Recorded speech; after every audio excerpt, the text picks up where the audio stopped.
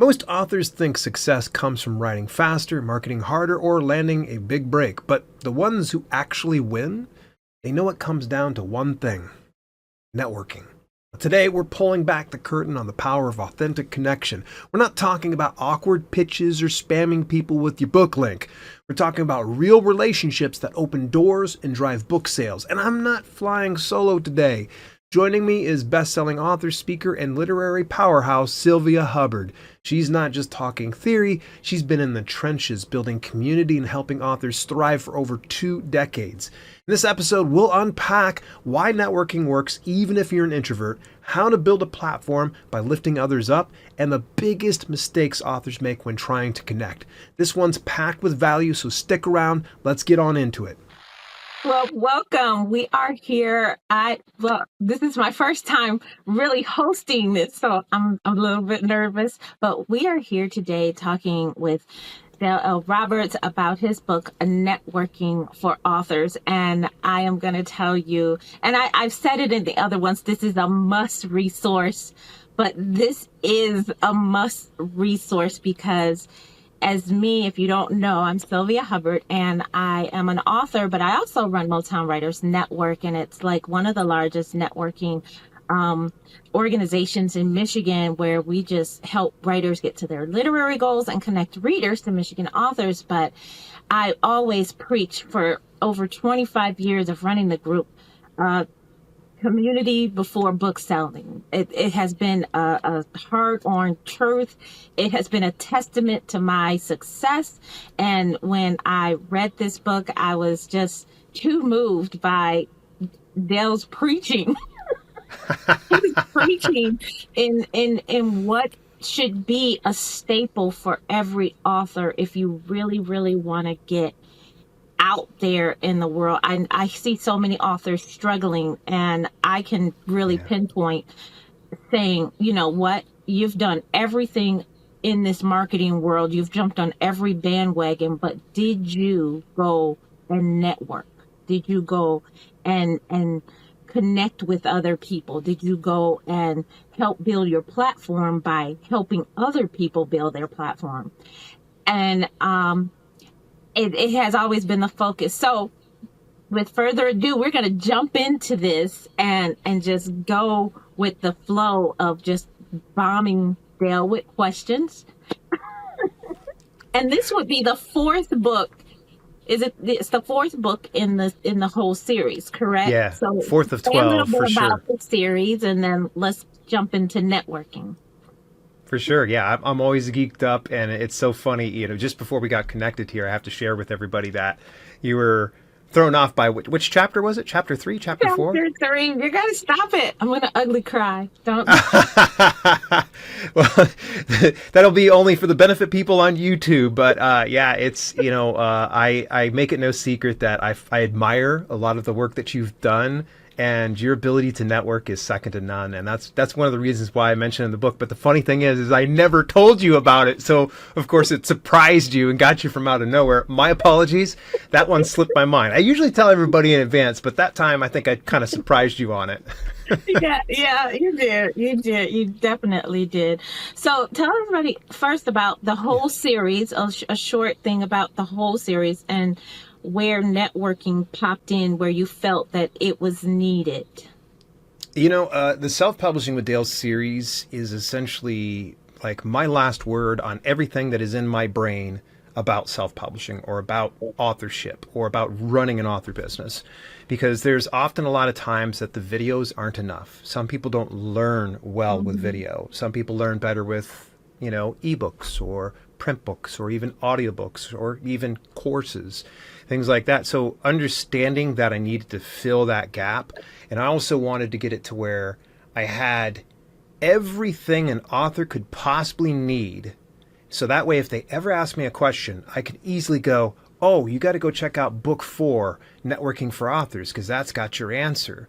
Because, there's so many questions that I will get from authors that are super broad, that require a very deep answer. And so that's the solution for these books. Now, as far as the order went, I'm going to be straight up honest with you. As soon as I went through books 1, 2, and 3, it started to become a little bit of a mess. I'm going to tell you this behind the scenes look here because It's all right. I had all these books that were piled up. Some were works in progress, some of them were completed but needed deep editing. And Networking for Authors was one that I was super proud of because I wrote that one in the course of 7 days. Wow. And I actually chronicled that on my YouTube channel in a video where I talked about writing a book in 7 days on my iPhone 7. By the way, that was a nightmare. That sucked. But nonetheless, a great manuscript came out. Even my editor was like, "This is your best work yet," when I had, sent that to her. And I'm really super proud about Networking for Authors. That's one of those ones that it's just, to me, networking is the lifeblood of my business. I could not be able to be as successful as I am if I did not have the connections, if I did not have the peers within my network that could raise me up and also rise up with me along the way. So Networking for Authors, that's why it's book 4. I was just cherry picking. I literally looked at it and I go, that's going book number 4. I enjoy, once I got to the end, because I read it and I was just going for the juicy parts. As a long-term author, we just stick, okay, here's the juicy part. This is what I need.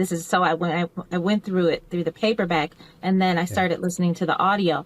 But I realized that the second time going through the book is that you really put you were very vulnerable in this book, and showing, like, in the beginning how, you'd rather be at home. Still do. Not much has changed.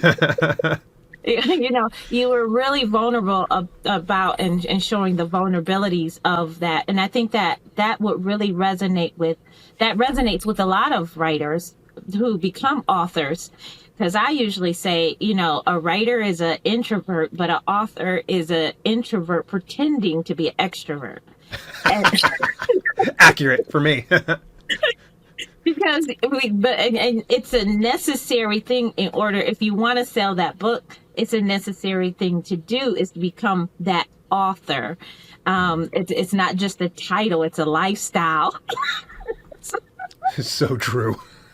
So let's get into the questions. So we got into what is the best results you've seen.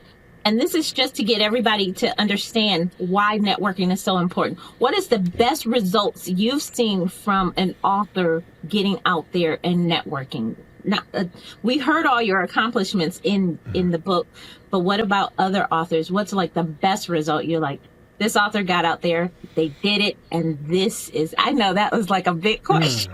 I have to say here, I got to scroll through my virtual Rolodex here in my brain here. That's why I'm kind of looking up and thinking about this, because there's so many people that have leveraged networking to really boost a lot of their book sales or even revenue. Mm-hmm. Great example. Here we go. Good close friend of mine, Ross Brand. I love that guy to death. He hosts Livestream Universe, a podcast devoted to essentially live streamers, video content creators, and online entrepreneurs. And Ross is genius level on how he does his books. So his books are all essentially like compilations. Well, most of them are, because one of his books is actually just a co-author thing. What he did was he leaned on his entire network to build a book called 101 Digital Media and Live Streaming Predictions. And every year he would get predictions about what's to come for online business entrepreneurs. And everybody would submit their piece to him. And he used to just do it on the blog. And he got massive amounts of traffic for that.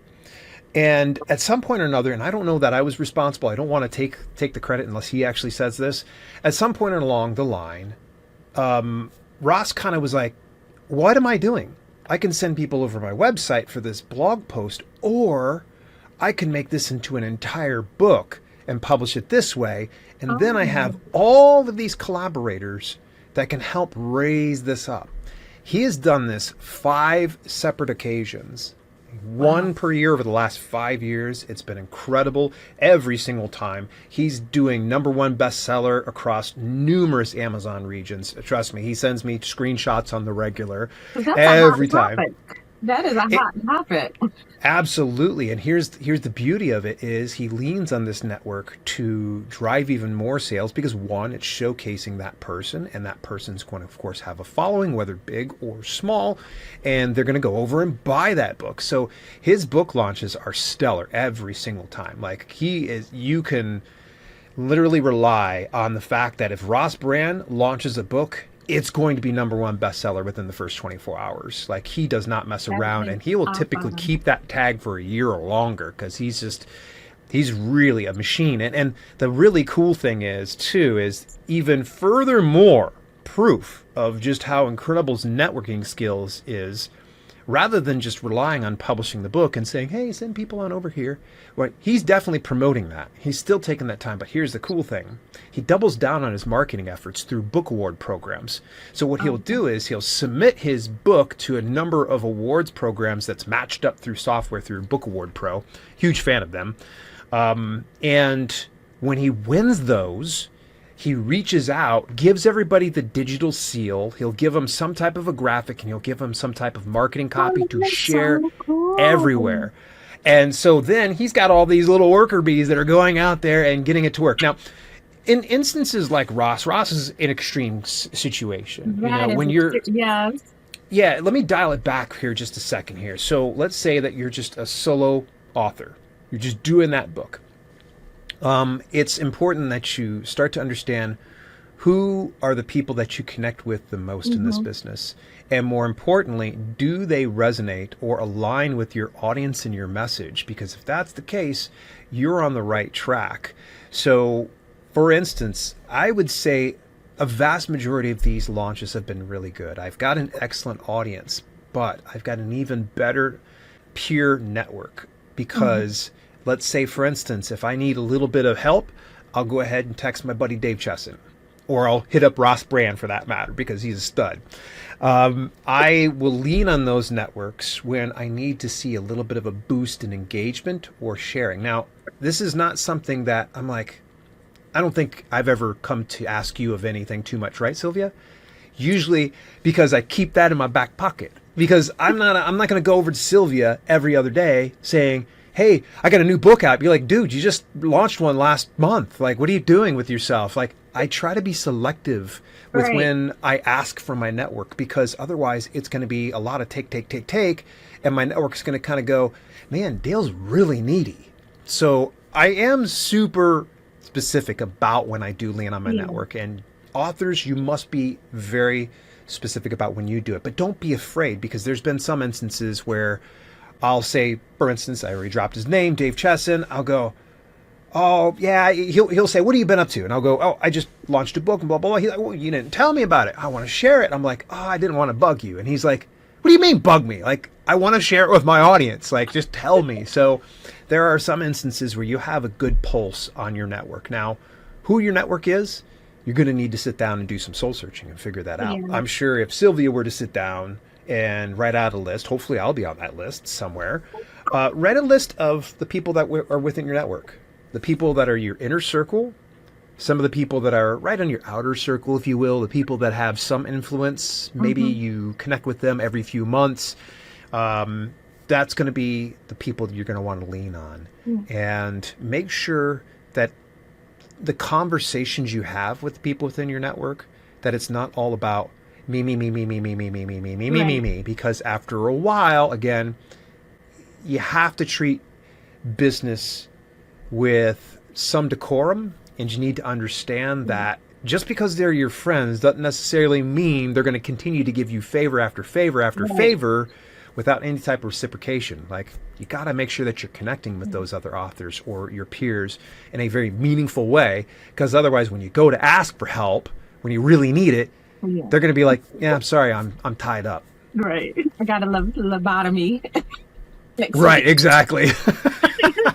So you go through actually the steps, especially for deep, even if you were an extreme introvert, you really go through steps in chapter 2 Yeah. about how you need to set up your network, how you need to start, collecting those names or remembering, okay, these people here, these people. So I love how like you really sit down with, it's like you're sitting down with us. in this book. That was like the fun part about it. It's like you're Yeah. really sitting down and you're saying, okay, you know these people, you do this organization, you have this, like, and then so in chapter 2, by the end of chapter 2, you should really understand that your net worth is your network. So Yes. and you really are building upon all of that and seeing like I really have more people than I really thought that would help me out. And you also you do say, focus on the collaboration and not just self-promotion where you're just asking people, hey, do this for me and then nothing in return. Be a Yep. giver and you'd be shocked how people come back. And I love that you made that point that never give your business card without being asked. Oh my Because gosh, Sylvia, you know this one. You were probably cracking up on it, weren't you? Where someone crams the business card into your hand, you're like, I don't want to throw this in the trash for you. You throw it away yourself. because I know it's gonna go in the trash. I put it in my money, and I'll put it in my money pouch. And when I'm at the end of the night, when I'm like going through the money pouch, paper, good paper, bad paper, good. Yep. Yeah, typically, whenever I've gone into any kind of networking meeting, because I used to do a lot of them when I was out in Arizona, it was always a different person at every like networking meetup. That there was just it was always a guy. I swear, it was always a guy for me. Oh my goodness! They I would wanted be to say that. loud and they would just be obnoxious. That you could hear them as soon as they come into the room. Like, Oh, and the person that's presenting, they're talking while the person's presenting. They're like, oh, hey, blah, blah. Like it was an exchange. And then they'll go over and they'll talk to you and they just cram this business card in your hand. You're kind of going, dude, no, you've already given me pretty bad vibes already. I don't want your dang business crazy. card. Yeah, I don't want to throw that away for you. You go waste trees on your own time, but not on mine. Yeah, it's so crazy. But yeah, you're cracking up because you've been to one of those meetings before and someone just crams it in. And to me, I feel like if you've made a good enough impression on somebody, The last. they're gonna ask. They're gonna Right. ask. They're gonna say, "Hey, looks great." Or if you feel like you're vibing with someone, say, "Hey, I'd love to get connected with you if it's okay. Where can I find you?" Right. Don't do here, let me give you my business card. They didn't ask for it. Right. So why don't you execute the other way around? And if they don't feel comfortable and stay in contact with you, they'll probably tell you or they'll give you some bogus contact information. Right. So in that regards, is it okay for you to ask, can I follow you on social media? Like, you ask them, well, can I follow you Yeah. on social media? If you don't feel like, okay, I don't really want your business card out, I'll just follow you on social media instead. Yep. Is that a okay or genuine ask, or does that feel uncomfortable? Be authentic about it, because if you don't genuinely care and following this person on social media, it's not doing anything other than fluffing their ego. Be like, hey, can I follow you on social media? After they were being a blowhard, cramming business cards into people's hands. Yeah, it's if you want to follow them on social media, definitely ask for sure. When you're asking of somebody else something like that, that right there is showing that you are definitely interested. Don't fake it. Don't just pretend like, oh, this Right. person looks like they're really connected. I better go ahead. Yeah, sometimes the loudest person in the room has the least to give in return to you. Yeah.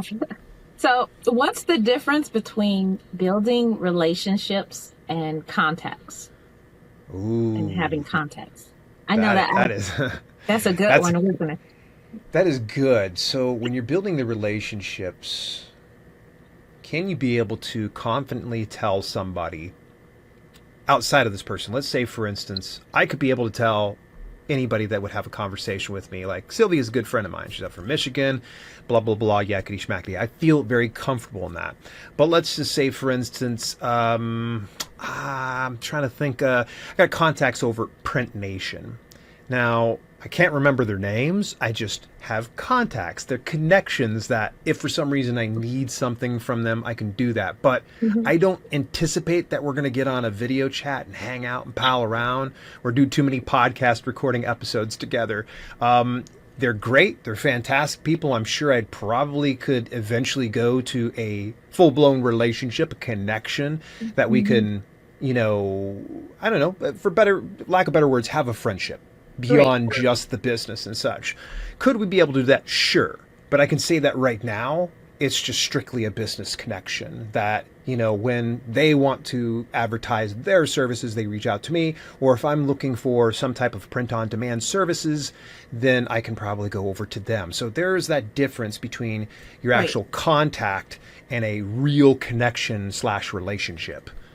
So, where do authors drop the ball when it comes to networking, collaborations, and interacting with their communities? Where do you Staying see? consistent. It's being consistent with it. I think there's a lot of times that authors become very impatient with getting results now. I totally understand. This is we're in the age of instant gratification. Like, you can go over and pick up some type of a drug and lose 100 pounds over the next few months. It's pretty incredible. But Right. unfortunately, this business right now, as it stands, is not based on instant gratification. It's based on the boring work sometimes. And sometimes that boring work might be your mindset.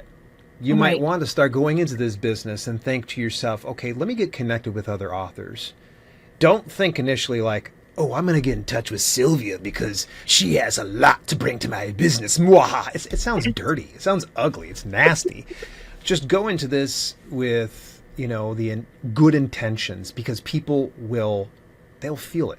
They'll be able to know when you're Right. being genuine and when you're not being genuine. For the love of all things sacred, be genuine, because you're going to find that the best relationships are going to come from that, and the best connections and the best network is going to be built from being authentic, being genuine, and being honest. So we talked about a timeline and people wanting instant gratification. What what is a realistic timeline in saying, okay, my book is coming out next Mhm. year. When should I start networking? Now, Yeah, yesterday, that's what I was gonna say. well before it. Sylvia, you and I met, how long ago has it been? Oh, Because I good went, Lord. You're gonna say it, how old I am. yeah, well, yeah, no, we haven't known each other that long. Let's see here. You and I got to see Sylvia at a conference in Dayton, Ohio, and it was before the pandemic. So So I'm it's thinking it was 2018, maybe 2019, probably, I thought it maybe have been 17, 18 maybe, yeah, early. 17 or 18. It could be, because I remember my wife and I went there, and you and I didn't officially get connected until about a year or two, because I ended up subscribing to your YouTube channel and was following you, and then you ended up leaving a comment on one of my videos, and I was like, oh my gosh, I know you. Like, I freaked out because I was like, that's so cool. You were at this talk over at this conference and such. And that is a relationship that we're going to give at least 5 years on it. 5 years to continue to grow and build and get to know each other and help out in some capacity. You've been helping me more than I've been helping you, in my opinion. Aw, But stop it. You blush. so, that is just proof right there. But don't feel like you have to have a 5 year plus relationship in order Mhm, to ask for something from mhm, a peer within your network. You'll know based on your gut instinct on how it feels. If you're checking in on your network, on peers within your network on a mhm. regular basis, hey, how's it going? What have you been up to? Is this one project finally finished? How did it go for you? Like, ask questions. Find out how a person's doing. Sometimes just checking in makes all the difference, because that opens up even more dialogue. I probably send out, I would say, at least a dozen emails just like that every single month. Because I sit there and I stop, I think, oh, I haven't talked to Kevin Tomlinson in a long time. I'll see what he's up to. Drop him a text. Hey, what's up, buddy, man? How you doing? Blah, blah, blah. Yakety schmackety.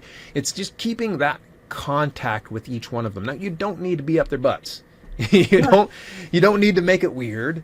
But just a simple email or a text or even an in-person meetup makes all the difference in the world. I know you and I have done this a number of times where we get on a video chat and just chat each other up for, gosh, about an hour and a half to 2 hours at a time.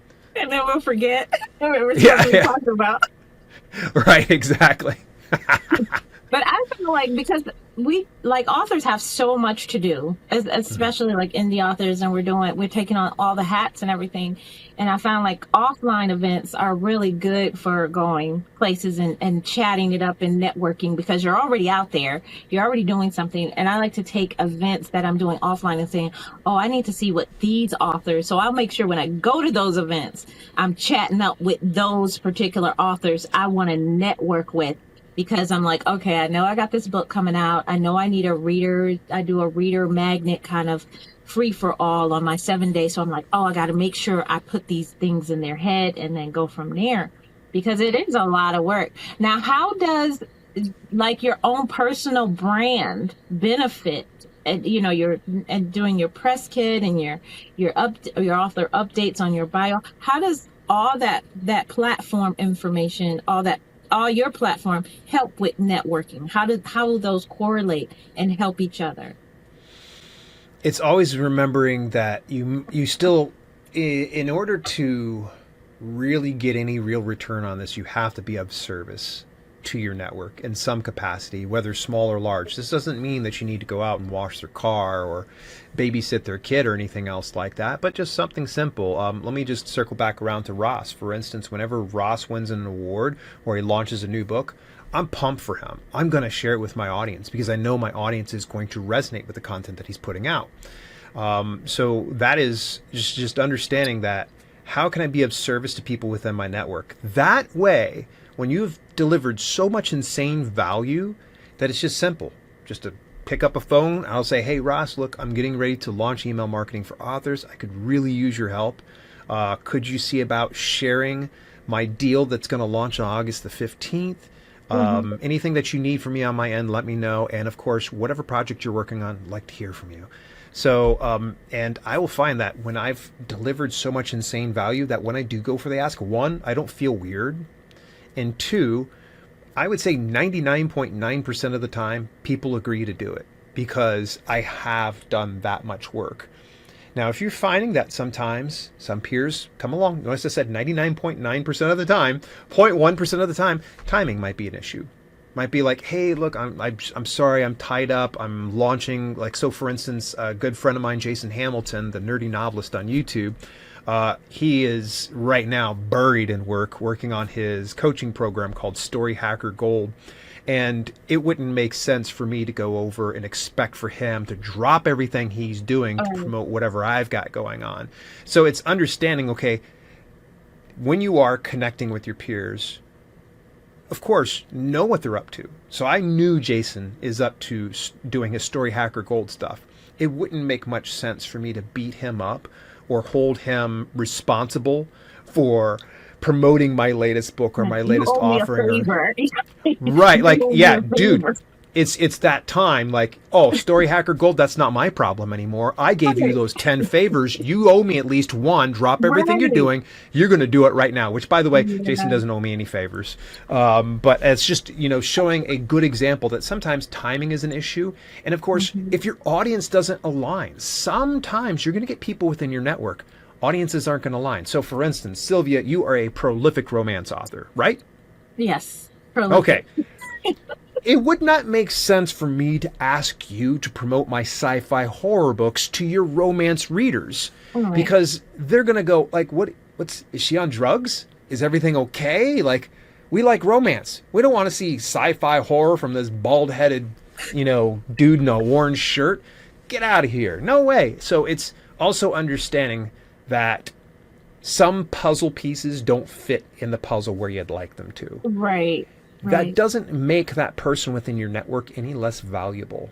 Still stay in contact because eventually sometimes you'll find it's like working a puzzle. You ever done a jigsaw puzzle, 500 pieces? At first it's hard, but the further along that you go, it starts to move quicker and quicker and quicker until you find, oh my gosh, I've been looking at this piece upside down the whole time and slips right on in there and it does it perfectly. Timing and audience need to align because otherwise, when you're going for an ask, you're going to hit a brick wall. And don't be afraid if you ever get rejected, it's not on you, okay? Just know that sometimes timing and audience alignment are huge, huge issue if you don't at least, address that. It would be very, I don't know, tone deaf for you to kind of go along and be like, oh, Jason, you're doing Story Hacker Gold? No, I want to promote my book. It's on me now. I don't care Right. about your thing. You know what? I'll promote your Story Hacker Gold only if you promote my stuff. No. Right. Either I'm going to promote Story Hacker Gold or I'm There not should going to be do no it. I'm not going to strings say, hold attached. it. Yeah, it's not like I'm sitting there trying to coerce him. You Yeah. better do it or else. I'm not going Like to a do. mafia. Which, by the way, Jason, you owe me some money for mentioning your coaching program 5 times already. So a lot of authors, because when I kind of push networking on authors, they say, well, I feel like I'm using that person, even if they gave something to that person or did something for that person. They'll say, well, you know what, like one girl, she got this awesome testimonial about her writing from a really big name author. And then I was like, you know what, you should be using that on everything. You should be putting, this person said this about my writing. I mean, automatically that would, because she was complaining about book sales. I said, well, I feel like I'm using them. No, they wouldn't have given it to you if they didn't want you to use it. It wasn't something between you and them. It was something to share with everyone. But how do you try to get authors to understand? This is for me. How do you get them to Yeah. understand? It's not about using them. It's Yeah. about fostering this relationship between each other. Your network, I want you to think of it like a basketball team. Hmm. I'm not a big basketball fan, but I know enough of the fundamentals of basketball to understand that Michael Jordan didn't just play by himself. LeBron James didn't just play by himself. Right. Kobe Bryant didn't just play by himself. He played with teams. Can you imagine at one point or another Michael Jordan having the ability to pass off to another person on his team and go, I don't want to put him out. That feels weird. I don't know. I I like mean, I it. I like want to the send it to analogy. him, but it feels weird. Like, no, Right. you're on a team. So a network, a good network, if someone is writing you a blurb and you're not using it, what are you doing? If you're feeling paranoid, Right. and by the way, I'm not trying to beat down on whoever this author is. God bless you. You're doing awesome, and I appreciate it. But I think that comes down to a confidence issue. Don't be underconfident. If someone's coming and giving you a blurb of some sort, and you feel like, oh, I'm using them, well, find out. Ask them. Be like, Right. hey, I'd love to share this right here, but I kind of feel like I might be using and abusing you. I bet you they're going to shut that down like right Yeah. away and go, no, I wrote that for you. What you like? I can't tell you how many blurbs I've done for authors over the past 11 years. And I sit down and I craft these blurbs in a way that I know it's going to be great marketing copy for them. If Right. Sylvia, if you ask me for a blurb and I provide it for you and you didn't use it, I'm going to be a little bit ticked because I put some time into that thing. So to whoever that author was that is lacking that confidence and feels like, oh, I'm not good enough, you are good enough. Otherwise, they wouldn't have given it to you in the first place. It's not Right. like you crammed a business card in someone's hand. No, they literally are giving you exactly what you Right. need. And if you're lacking the book sales, it's time for you to go ahead and throw those thoughts of inadequacy out the window Hmm. because this person wouldn't have that interaction with you if they thought you weren't good, if you weren't someone is bankable, someone who's marketable, someone who is trustworthy, someone they consider a peer within their network. That is awesome. So we talked about the braggart in the beginning. Yes. So what are other red flags when it comes to networking where you say, okay, well, maybe I don't need to be in this organization or I don't need to be in this situation because it's taking me away from what I really want to do with my platform. You'll know in your gut. You'll know in your gut. There have been a number of times. I did a Chamber of Commerce meeting monthly over in Arizona when I was still an activities director. And even going into my life as an author, I was going to these Chamber of Commerce meetings and they were fantastic. But there came a point at some point or another that this specific Chamber of Commerce became almost just polluted with a lot of just very big braggarts and things like that. And, you know, my wife and I could sense that when we were going to the meetings, and we felt kind of disconnected. So that's when we were like, okay, let's just pick up and move out. Now, here's the cool thing is, because we did meet a good handful of people, big shout out to Melina Shaw. I met her, fantastic. Jason Kessler. Jason was another one. Like, we got connected with them. So even though we stopped going to these Chamber of Commerce meetings, we still stayed in touch with the peers that we met within this specific network here. So if you ever feel like the vibe is off, if you're not connecting with that, don't continue doing it. The world has billions of people out there that you can continue to connect with. Don't force yourself to grit your teeth and then just get through it just because you read Dale's book, Networking for Authors, or you listened to Sylvia interviewing Dale about that book.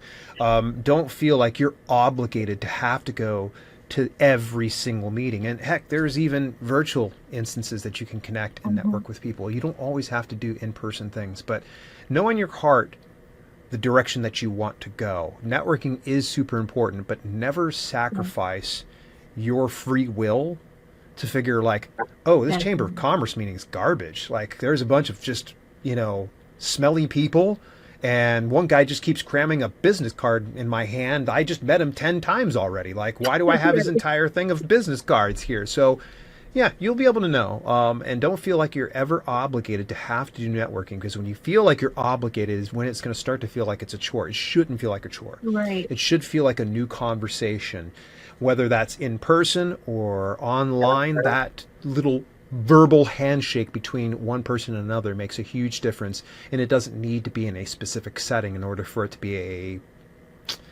a great relationship. Okay.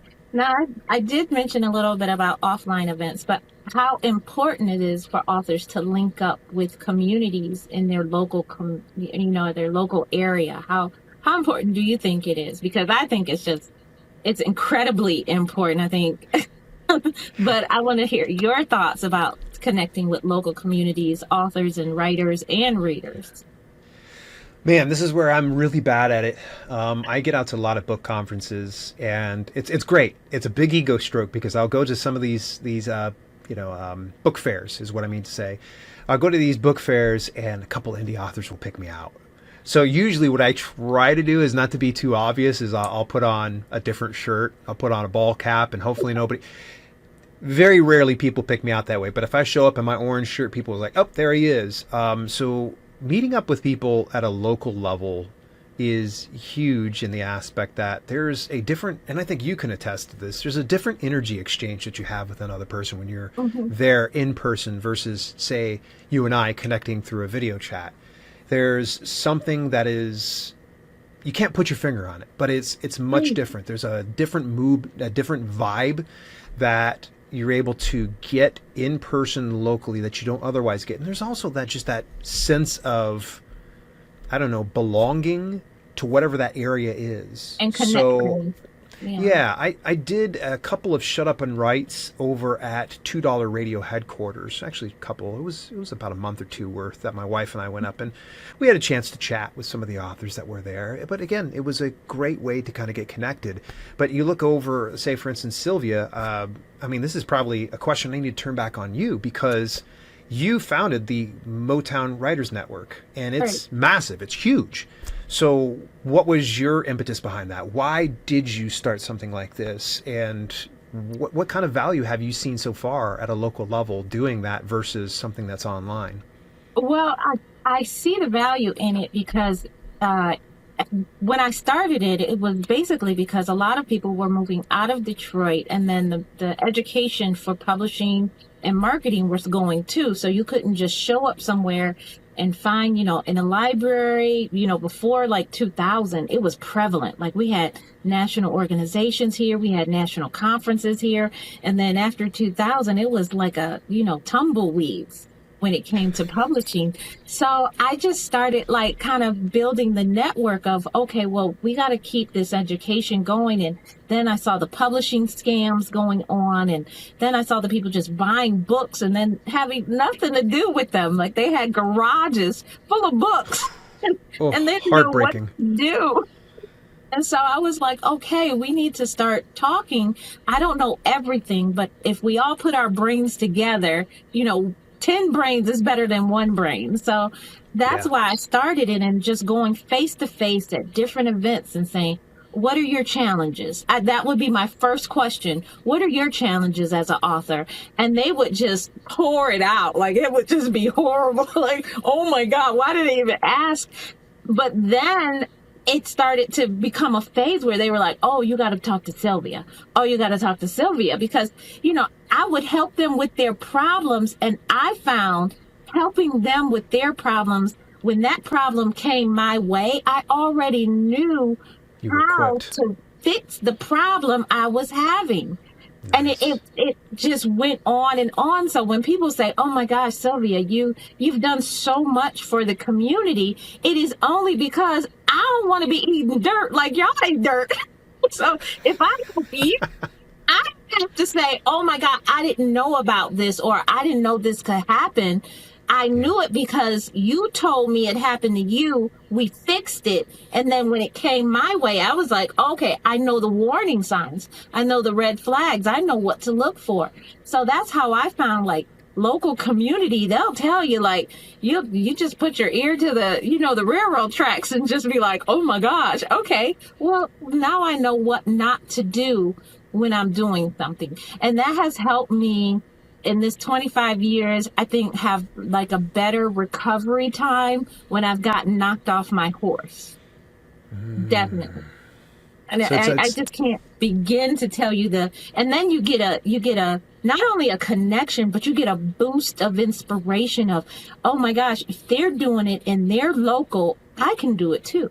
Yeah, it's intoxicating, isn't it? It's Yay. you see someone who's succeeding, and you say to yourself, "Okay, I got to talk to this person." And that's one of the things I did with you. Heck, at that conference, I don't think you remember, but I asked your entire panel a good handful of questions Right. because I was genuinely interested. I wanted to find out more. And yeah, you bring up a very good point that with something like that in person, you get to learn and grow together, and it's just a Right. beautiful process. And having that direct interaction is a game changer. But I also just want to say, and conversely, on the other side of things, don't feel like you have to do stuff in person, because I know there's some people that are Mhm. absolutely terrified to doing something.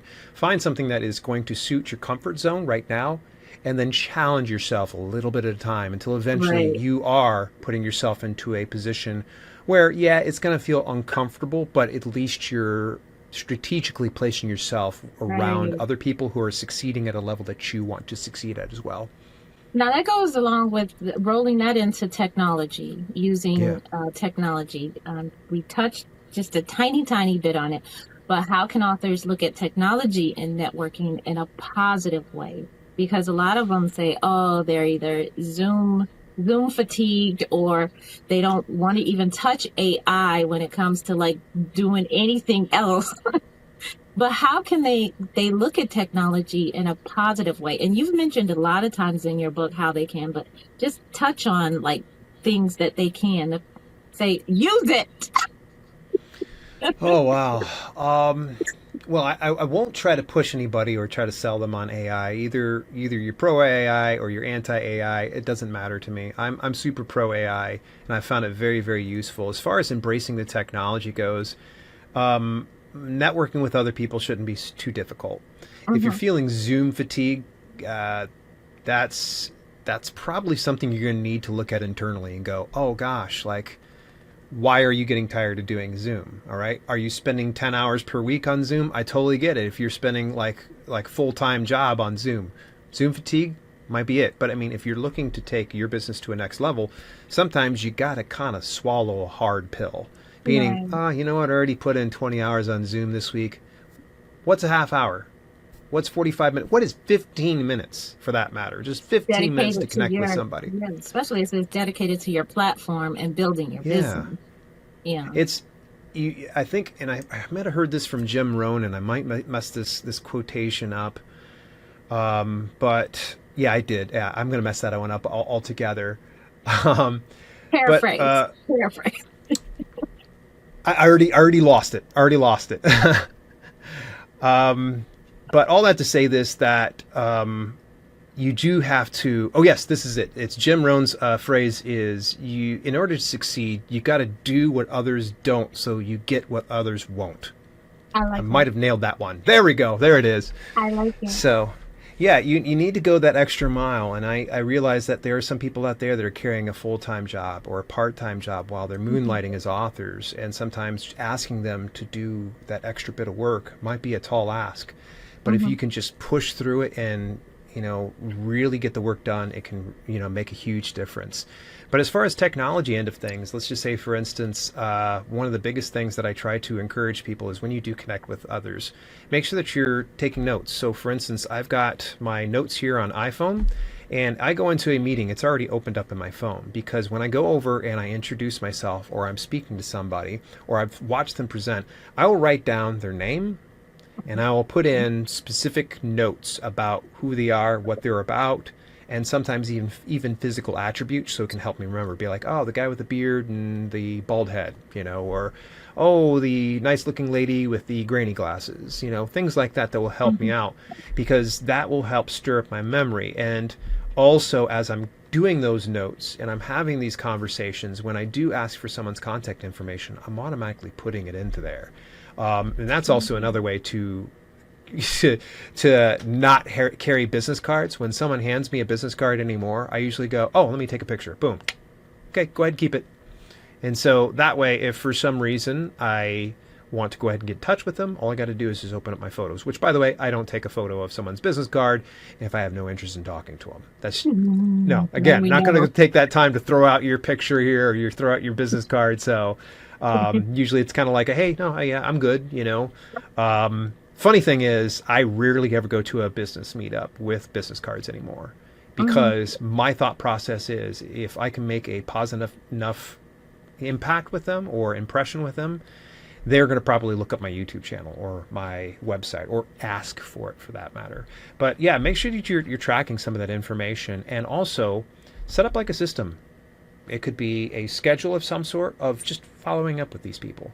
Mm-hmm. You don't need to treat it like a, customer, retention, management system type thing. It just be like, oh, it's been a while since I talked to Sylvia. I wonder if I can go ahead and drop her a line. I've been doing this for so many years now, I don't need reminders anymore. It's typically like, boom, Nick Thacker. All right, hey, what's up? How you doing, buddy? Oh, you're on a new book now? Okay, cool. I'm just so used to that follow-up that it's just second nature for me. So figure out those systems. There are some apps out there, by the way, that are really, really helpful, where you can scan business cards and it'll store all the information away with you, or away for you. So Mm-hmm. that way you can easily pull them up in a Rolodex, and you can set a schedule that you'll follow up with them through this particular app. Now, I don't know any of the latest apps when that comes to that, so I can't really endorse anyone specific. I remember seeing this with Melina Shaw, mentioned her earlier, out in Arizona. She had an app, and now this has already been, gosh, 8-9 years since I last connected with Melina, so I'm sure the apps have gotten considerably better since then. Okay. So we got three more questions. So first one is, of course, I know what you're going to say. When can an author stop networking? Anytime. Anytime. But just remember, that's like shutting off a faucet. All right? You might be able to fill up the bathtub with water. If you shut off the faucet, you're not going to be able to fill any more water in there unless you're bringing it in bucket by bucket.